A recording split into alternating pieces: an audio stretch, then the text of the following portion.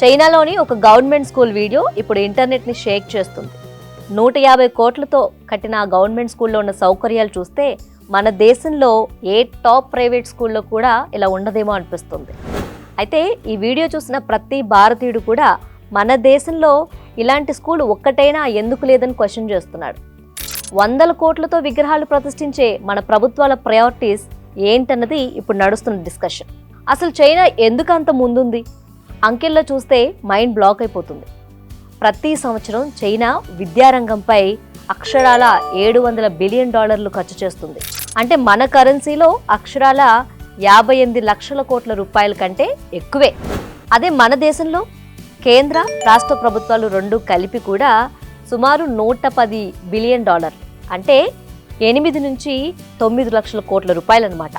అంటే మనకంటే దాదాపు 6 నుంచి 7 రెట్లు ఎక్కువ నిధుల్ని కేవలం చైనా విద్యపైనే ఖర్చు చేస్తుంది. ఆ వీడియోలో ఉన్న స్కూల్ లాంటిది మన దేశంలో ఎందుకుండదో ఇప్పుడు మీకు అర్థమైంది కదా.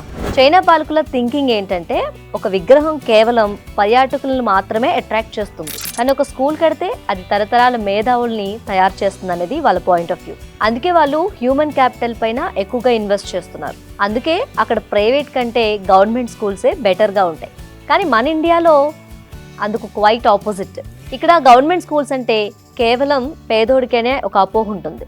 మన దేశంలో పేదోడికి ఉండే విలువ మనకు తెలిసిందే కదా. అందుకే ప్రభుత్వ స్కూల్స్ని పట్టించుకునే తీరిక ఏ పాలకుడికి ఉండదు.